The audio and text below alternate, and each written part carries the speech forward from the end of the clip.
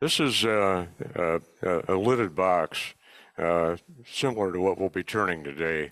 Uh, this little box, I've done, so many of these that instead of cutting them out of it, doing all the measuring and stuff for them,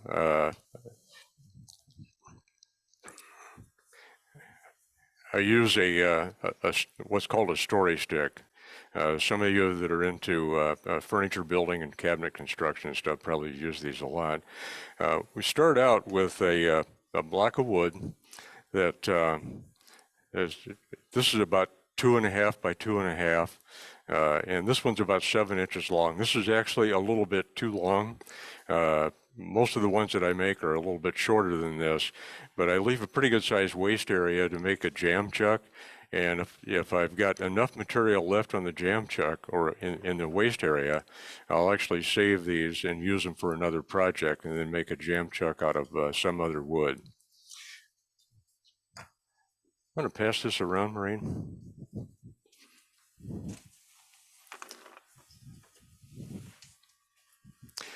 By the way, there's a how-to or a two-sheet instruction on how these are done on the website in the handout section. So if you're interested in doing these, you can pick them up there. Normally I start out, like I say, with a square block of wood.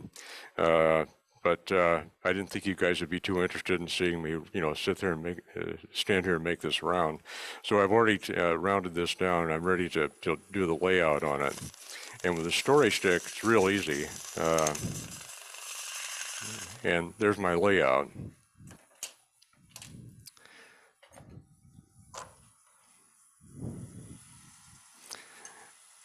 The most important part of this is, the thing that people have the most difficulty with is getting the lid to fit right. The lids are oftentimes either way too loose or they're so tight that you can't get them off. So to deal with that, I start out by making what I call a waistband. And the waistband is about 1/2 inch wide. And I'm going to make a parting cut for about 1/8 of an inch deep.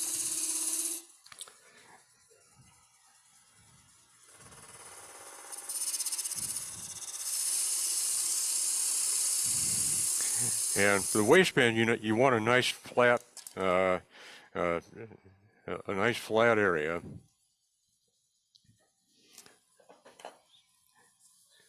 So I happen to have what's called a beating and parting tool.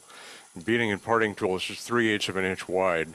It's kind of like a bidan, only it's got a bevel on both sides.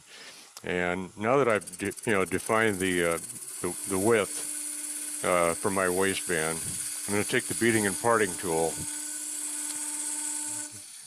and make a nice flat groove here.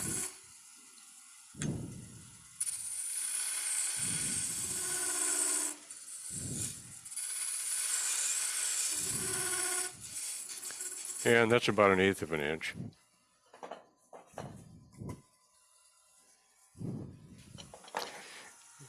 And here's, the most important part of the trick to getting the lids to fit right. I'm going to take my thin parting tool, and I'm going to go from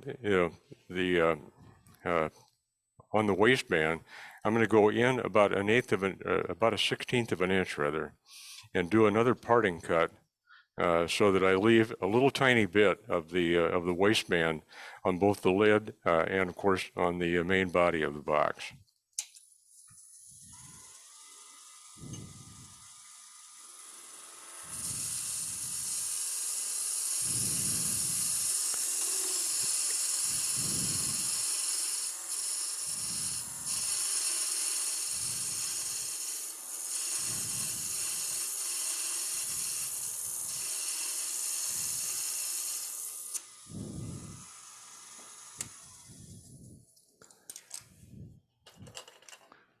And now we separate the two. This, by the way, is a Japanese handsaw. I picked up a number of years ago. I really like these. The only thing that you have to be careful of with them is obviously they're very sharp, but make sure you back your tool rest out of the way, because if you happen to hit, even on these hardened rod tool rests, if you happen to hit this tool rest with the blade on this, you're going to put a nick in the tool rest. Don't ask me how I know that.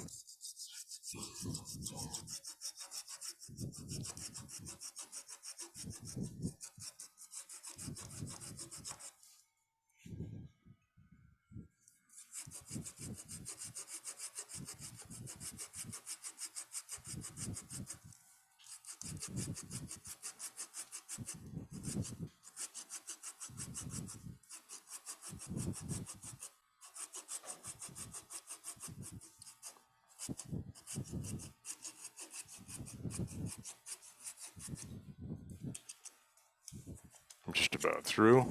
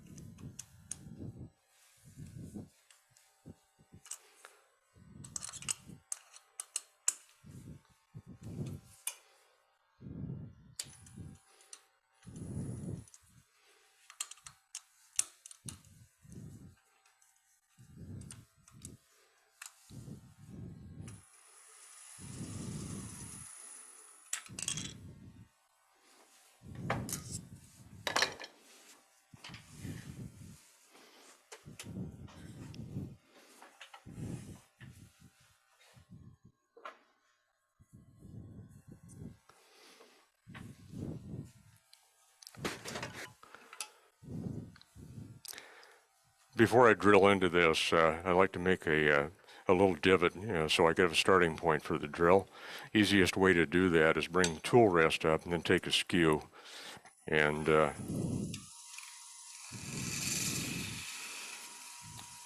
this keeps the drill bit from wandering.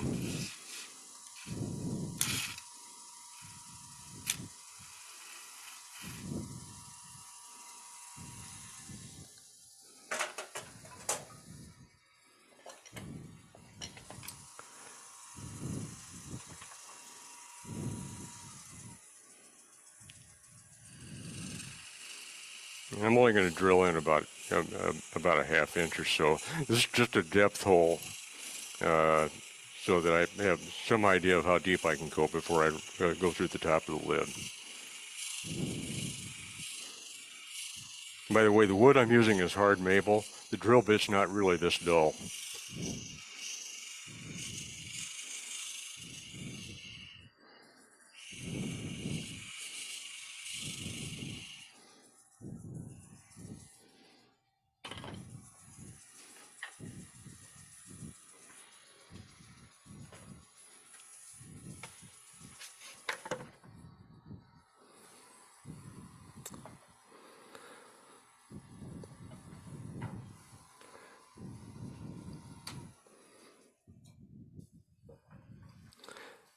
Now, we are dealing with end grain, so if you're cutting end grain, you want to remember you start from the center and go to the outside. You don't try to come in from the outside and go towards the center of the end grain, and it's much harder to cut that way. Actually, from starting with the center and pulling out, you're actually cutting into the side grain more than the end grain itself.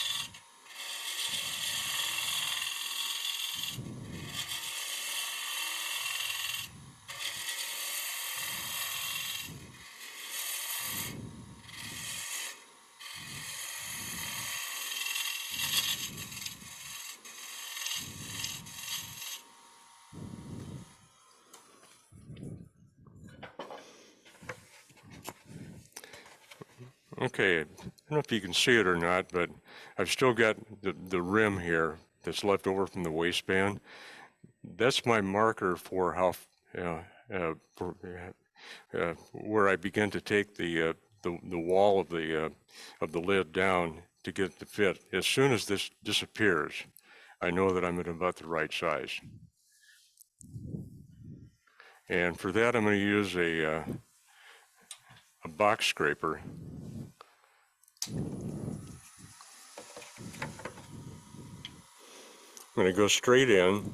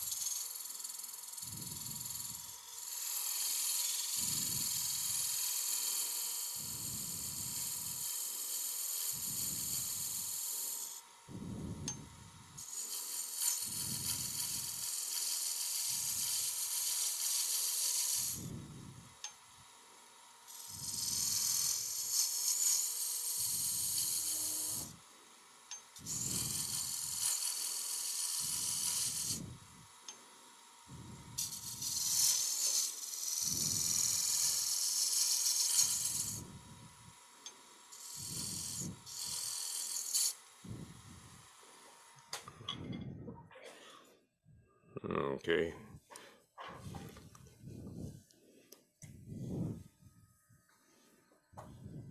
It's going to be a loose fit. I went a little bit too far. I lost my marker here a little bit too soon. But there are two schools of thought on that. Some people like the lid to pop off, and some people like them loose. And realistically, I think the only people I've found that are really concerned about having a nice pop fit are wood turners. At the craft shows and stuff that I've done and where I've sold these things, and the gifts that I've given to family members and friends and so forth, they kind of want the box to sit on the countertop or the table and be able to lift the lid off without grabbing a hold of it.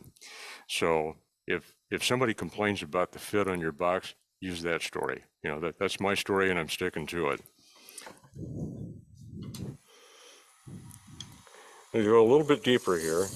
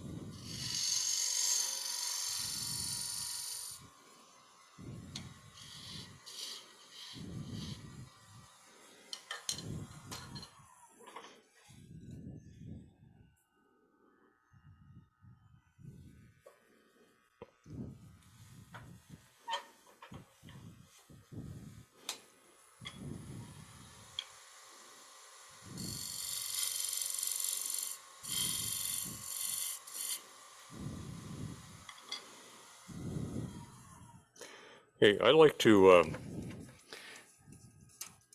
dress up the inside of the lid just a little bit. Um, you know, a lot of people look at it and they say, gee, it's sure nice to see that little surprise in there, that little, what I do is sometimes I'll have a problem where I left a little bit of the divot in here, or I've got a little bit of unevenness in the bottom of towards the center of the bowl. And you can spend a lot of time trying to take that out and get it perfectly flat or perfectly round. The easiest thing to do is just try to hide it some way. So this is called a Wagner tool. This is actually not a real Wagner tool. This is a Ron Brown knockoff, but it's patterned after the Wagner tool. And the Wagner tool is a texturing tool, and I use these a lot because, you know, once you catch on to how to use them, you can do some interesting stuff with them. It's almost like you can make rosettes with them. So I'm going to go in with my tool, and I'm going to go towards the center, and I'm just going to press into the end grain.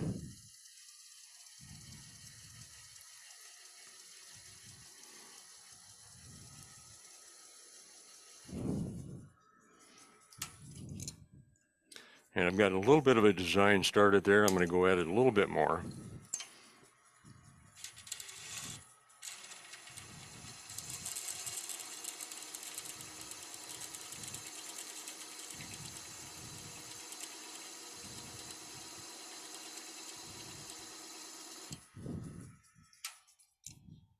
That's a little better. And I want to put a little border around it, you know, again, dress it up just a little bit. And this is a point tool. It's a homemade point tool. These are easy to make. You just get yourself a piece of high-speed steel rod, make a handle for it, and take it to the grinder and put 3 facets on it that are about 45 degrees each. And it's a nice little tool for being able to put grooves in. I'm going to put a couple of grooves in here.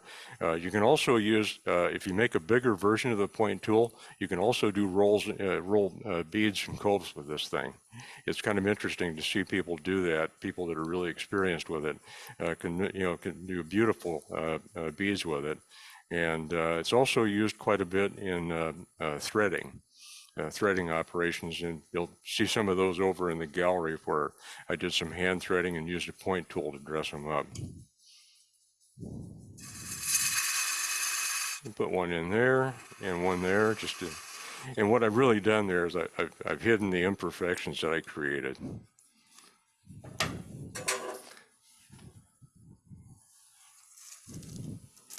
I'm not going to do much sanding because don't want to have to run the dust collector, but I'm going to sand this a little bit.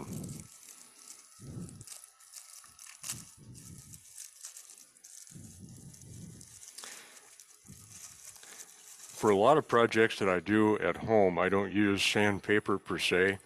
I use a sanding medium called Rhino Pad. I've been using this for years. I got started on using this when I first got into woodworking. And it's an industrial product by Industrial Abrasives. And it starts at 180 grit and goes up. The reason I like Rhino Pad is that it doesn't leave the deep scratches that most sandpapers will leave. It actually produces a much smoother finish. It stays fairly sharp for quite a while. It's like any other wood turning tool. Eventually it's going to get dull, but it stays sharper than a lot of other sandpapers do. And it's very pliable. So I'm just going to do a little touch-up work inside here to smooth this off.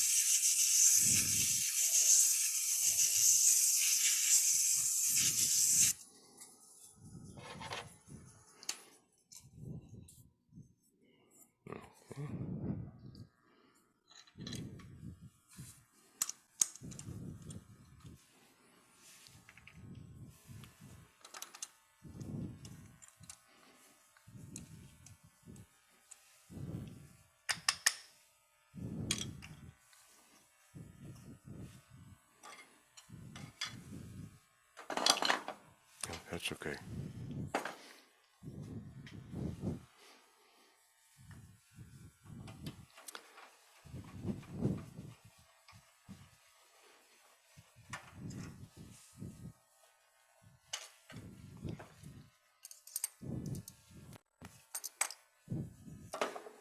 Just knock the point out of the live center. And instead of the point, I'm going to put in a little homemade center point. This is actually high density polyethylene. It's easy to turn, turns like wood. And I turned it with a taper on it so it fits into the live center. And that way I've got it cushioned in. It's not going to mark the end of the wood that it's going into any further. And the main advantage to it is it also gives me a little bit of extra room to be able to get into the center of the lid.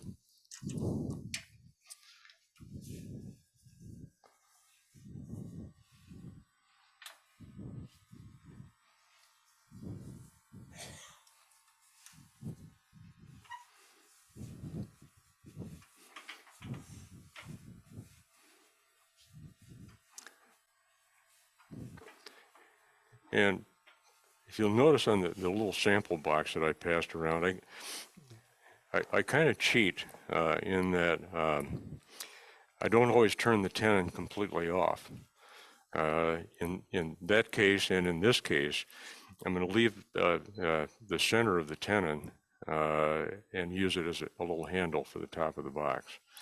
The other way to approach it is obviously to do a rounded top, flat top if you want to do that, or you could actually turn a little finial to go in the top.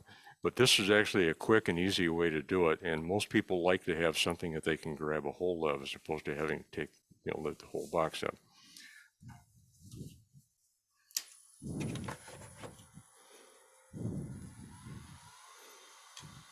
Do a little shaping here.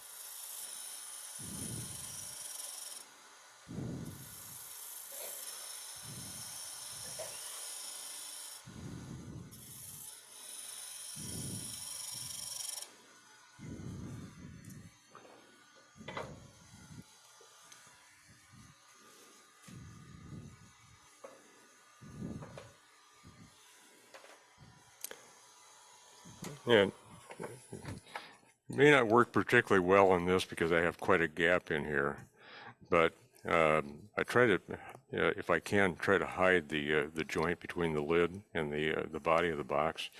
And the easiest way to do that is take, in this case, the point tool and do a couple of grooves on either side of it and then turn them into beads.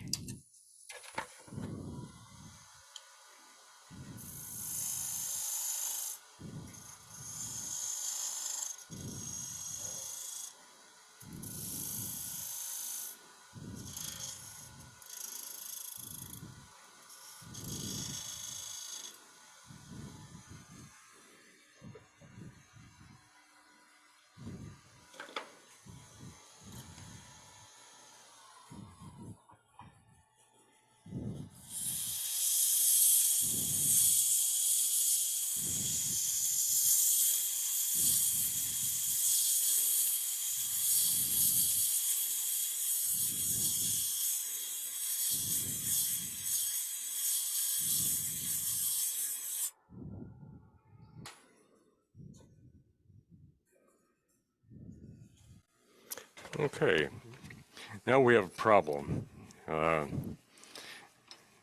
We've pretty much sanded the top of the box, and it seems to, it kind of fits okay, but we've still got this little problem with the ugliness that's created by the live center. Got to get rid of that some way, and that's where good old painter's tape comes in handy.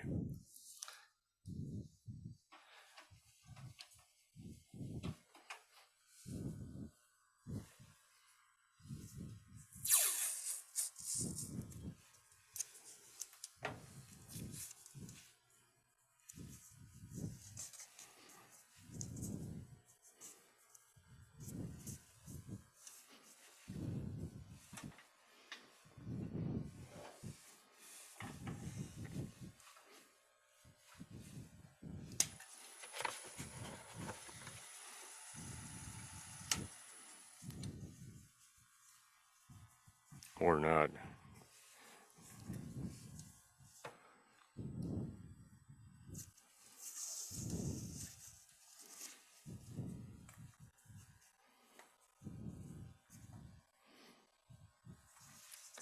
I think I left a little bit of a ridge inside.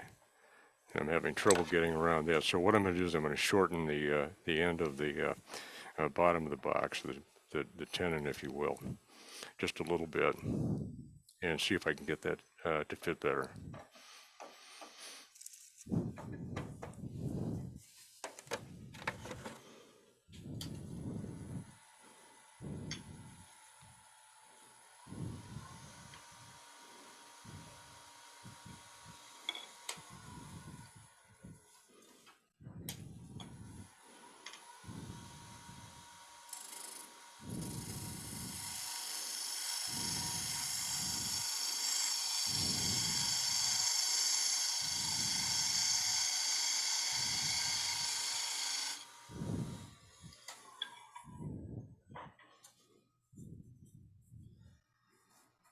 There we go.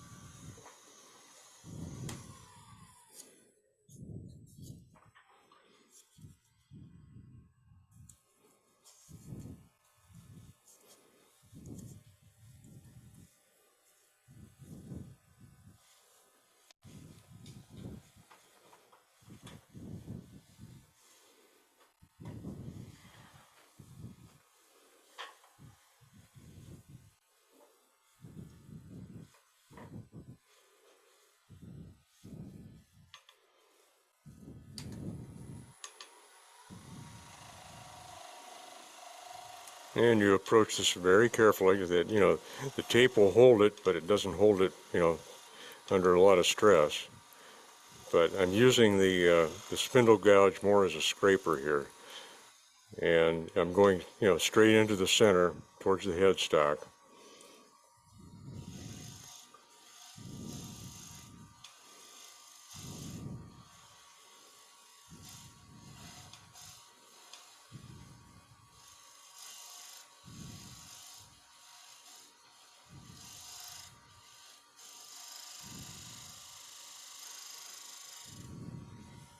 Let's see what that looks like.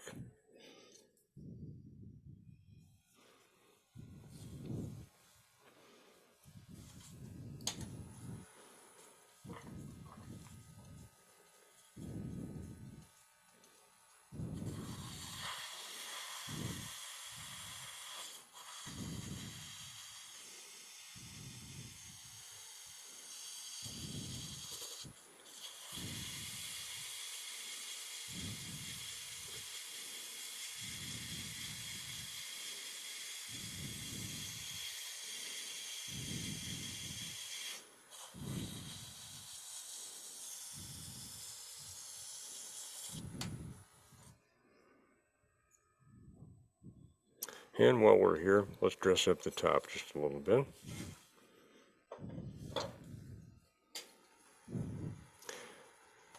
These, the Wagner tools, by the way, usually work best when they're running at about 500 to 600 RPMs. If you're running too slow or way above 600 RPMs, they tend not to work as well for some reason. In this case, instead of going in with the tools laying flat on the tool rest, I'm going to angle the tool a little bit.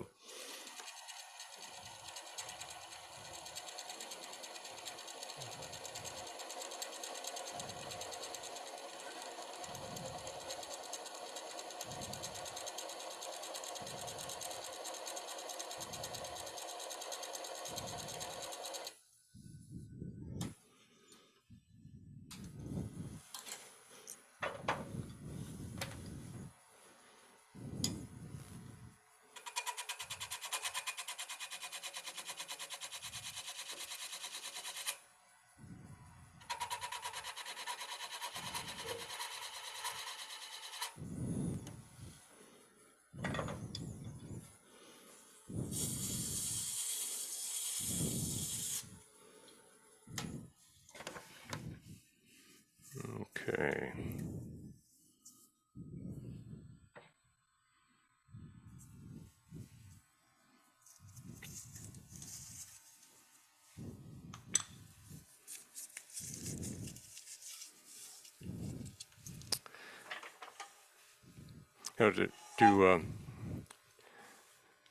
Somebody asked, how do I hollow the box out? There are a couple of ways. You have to be mindful when you're doing with end grain. You want to go from the center out. So, in most cases, a lot of turners would drill a depth hole and then take a spindle gouge and starting from the center, pull the spindle gouge to your left and hollow that way. With hard maple, it takes a lot longer to do. On some softer woods, like if you're dealing with walnut or mahogany or something like that, that's probably the way I would do it. And you'll see some turners that'll actually just take the spindle gouge by itself and run the spindle gouge in and use it almost as a drill, and that's called back hollowing. And I've tried that, and I'd love to be able to show you that, but I've never been able to figure out how to do it. I can't get it to work myself. So there's something about my mechanics that just don't work. So the easy answer here, again, is to cheat, use a Forstner bit. The only problem that I have with Forstner bits is that Forstner bits are going to leave a very difficult to clean up bottom in the hole. You have that center point where the spur of the Forstner bit is, and on some Forstner bits, and particularly the set that I've got, I also get a ring around the bottom of the hole that's deeper than the bottom of the hole itself, if you know what I mean. So what I'm going to do here is I'm going to do two drill functions. I'm going to do the depth hole with a regular twist bit and get it down to the depth that I want to the bottom of the box. And then take a Forstner bit and drill down just slightly above that. That way I can use scrapers to be able to round out the bottom of the hole and hopefully get rid of all the problems that I would otherwise have in the bottom of the hole. Pardon? Yes. Hook tools and ring tools work very well, but you have to start with the depth hole with a hook tool. And the thing is, there are a couple of hook tool manufacturers. I've got a set of hook tools from a guy in Canada, Michael Hoselick. And hook tools are a lot of fun to use, but they'll also scare the bejesus out of you because you don't have much margin for error with a hook tool. It's a difference of like 1 or 2 degrees difference in the angle that you approach the wood at. You've either got a nice clean cut or you could have a broken hook tool. So, I don't use my hook tools much, but that's another way to approach it. And if you practice with a hook tool enough and you have the right wood, a hook tool is actually, a pretty efficient way to do it. The one thing that it does give you more than anything else, a hook tool gives you a nice clean cut. There's virtually no sanding when you use a hook tool. But everybody knows we all like to sand, right?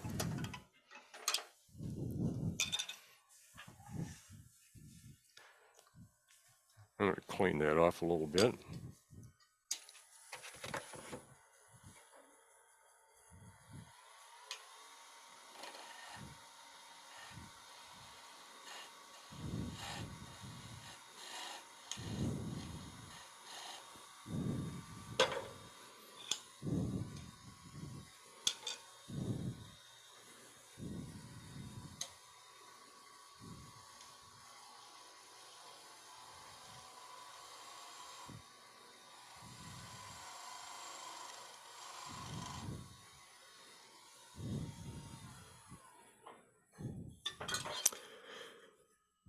Okay, to use the twist drill, this is just like I think this is either a 5/16 or a 3/8 inch. I don't remember what it is, and the collar's not marked.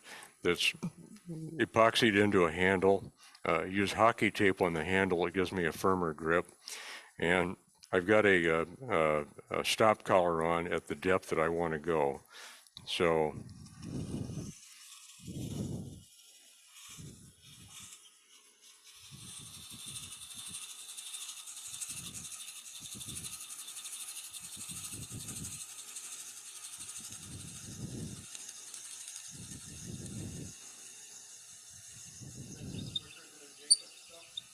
much quicker, especially on the tailstocks that have the, I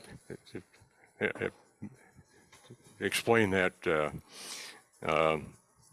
tailstocks on the earlier 3520 series lathes, the original 3520, the 20A and the 20B, all require a tremendous amount of turning. They're a real slow thread. I have a C model, and the C model, they double the thread speed. It's a much coarser thread, which means that, I'm not turning the handle anywhere near as much at home as I am here when I'm demonstrating. So for me, yeah, this is faster than using the Jacobs chuck here, because using the Jacobs chuck, if I would have started the same time, I'd just now be finishing by the time I had to pull it out, put it back in, to clear the chips, and then keep cranking away. I do know some guys that have these tailstocks that have a DeWalt cordless drill that they've made a little jig for. They stick the drill in, turn the drill on, and let the drill run the tailstock back and forth. Never had the need to do that. And with the C model, they redesigned the lead screw and the assembly and the tailstock so that with mine, all I do is loosen it, and then I give it a spin. I hit the handle like one time, and it'll back it out about 2 or 2.5 inches without stopping. That's plenty. I like it much better than these, but it just happens to be what we've got to work with. And now that I've said that, we're going to go use the Jacobs chuck.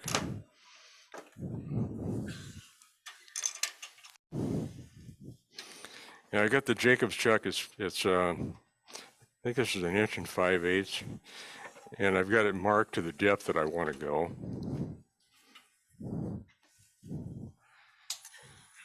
And I'm going to turn this at about 300, 350 RPMs.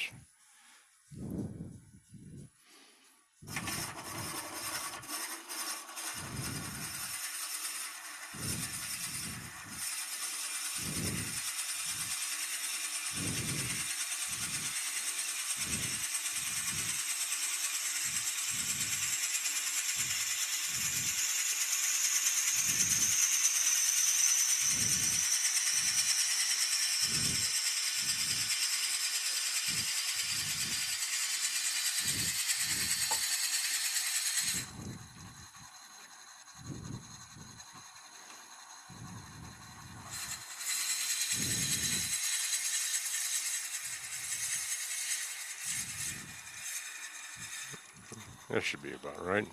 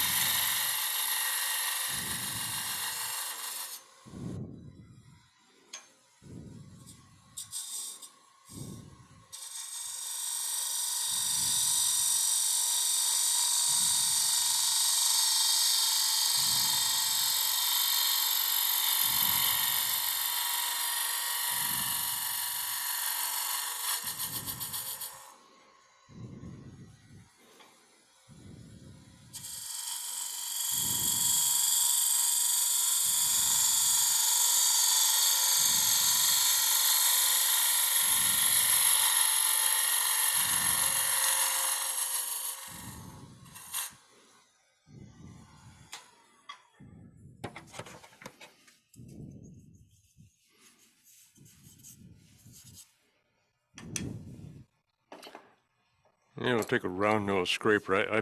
Most of my scrapers, by the way, have been converted to negative rake. Negative rake is less likely to get a catch. It produces a little bit smoother surface. The only downside to a negative rake scraper, well, conventional scrapers are the same way, is you do tend to lose the burr.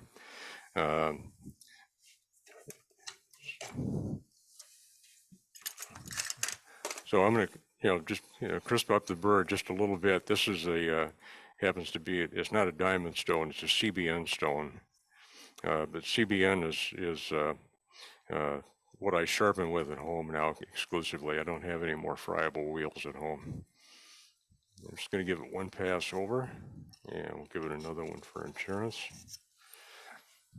and see how this works. What I'm going to try to do is just take out, finish out the bottom.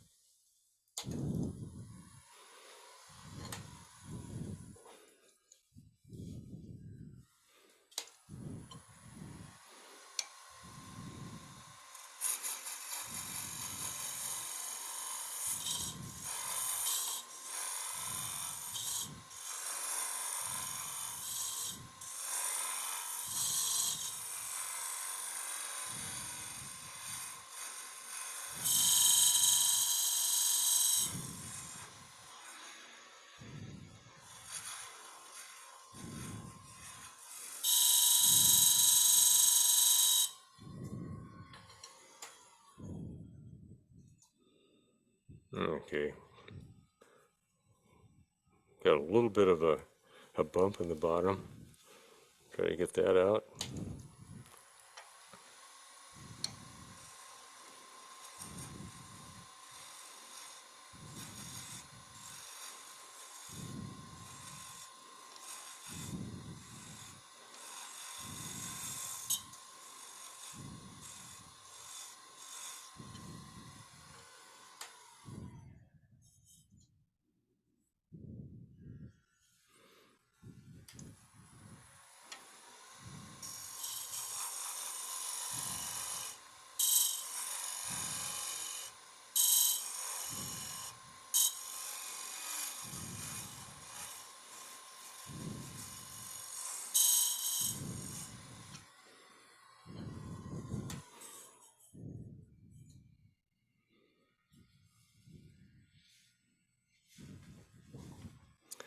And we'll do just a light sanding on it.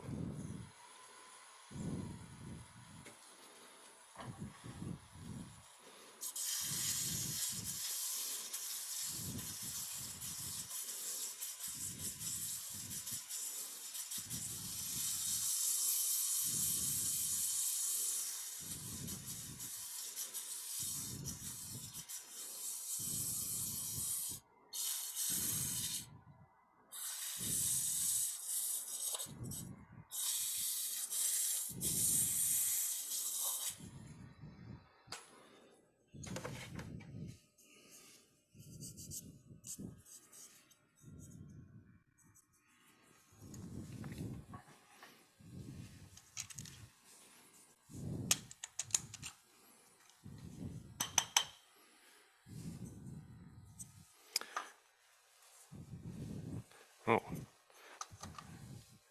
can't do that yet.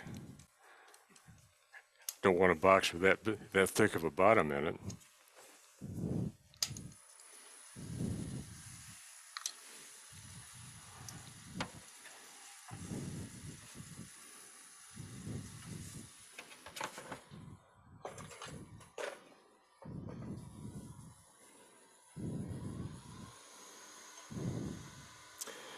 I'm going to do a thin part in, straight in. I'm going to go in probably 1/4 of an inch or so. I'm going to back it out, and then I'm going to go in at a slight angle towards the opening in the box. The reason I'm doing that is that I want to have the bottom of this shaped so that it has a minor so that it's concave on the bottom. That's what I'm trying to say. That way, hopefully, it'll sit flat on the table instead of rocking, and it won't have a high point in the center.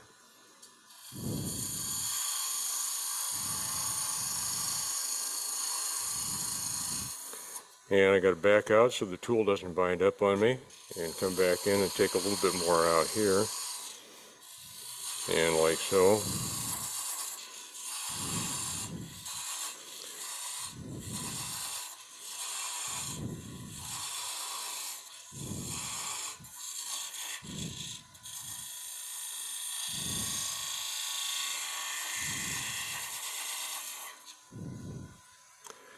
And while we're at it, let's do a little shaping on the bottom of the box, or the lower portion of the.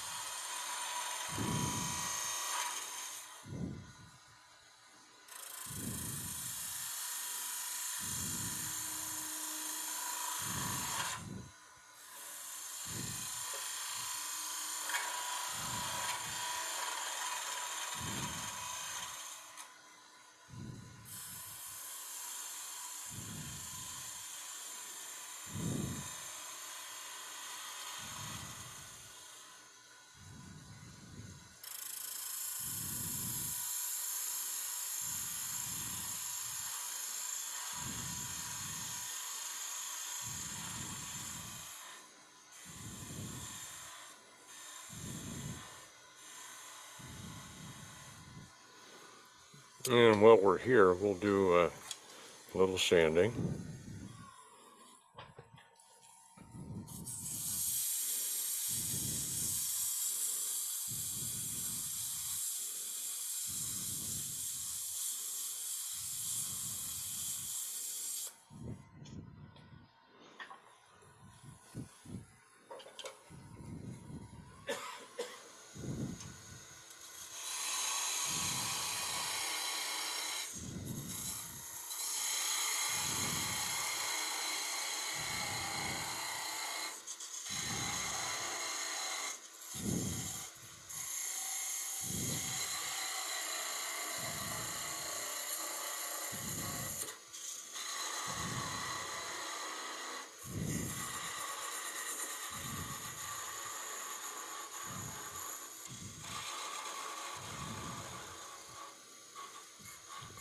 And Cleet's sitting there right in the line of fire.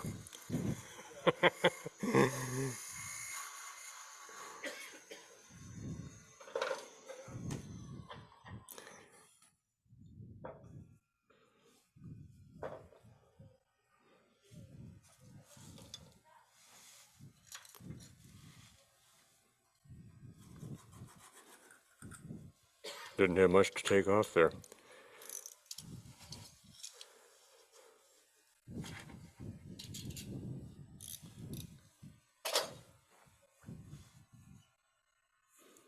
Okay, now under, some circumstances, I would just use this to, create a jam chuck. I think what I'm going to do instead, though, I think I'm going to use a softer wood jam chuck.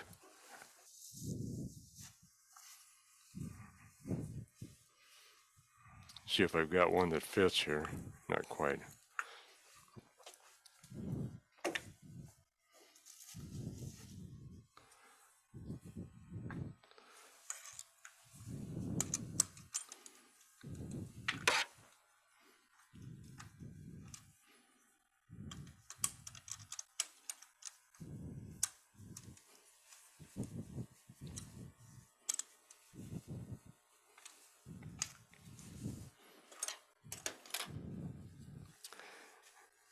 Yeah.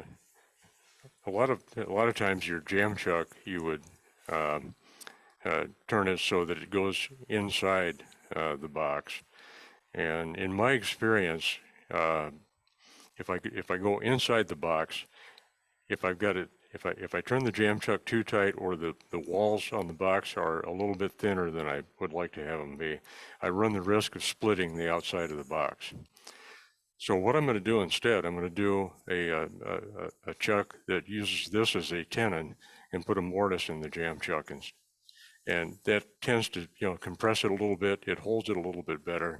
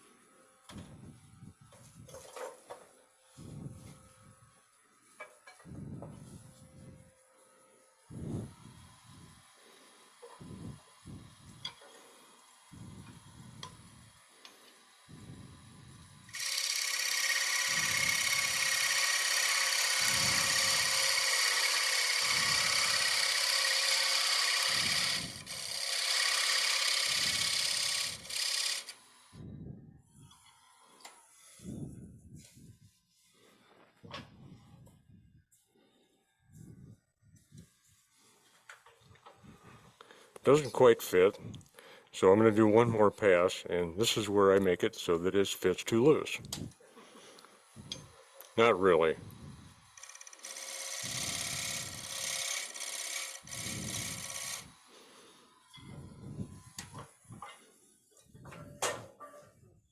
It's okay.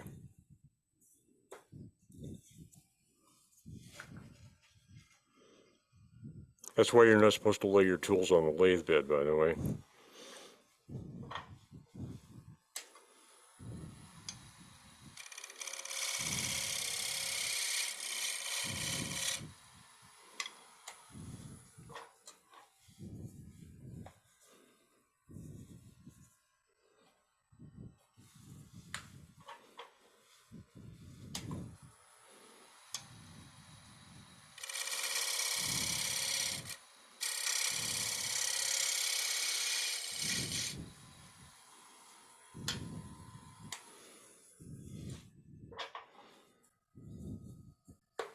There we go.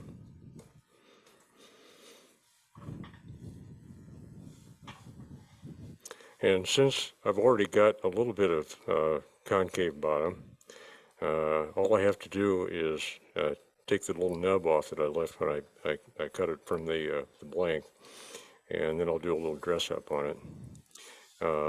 For security, I could tape it, but it's in there solid enough that I think it's going to stay by itself, so let's see what happens.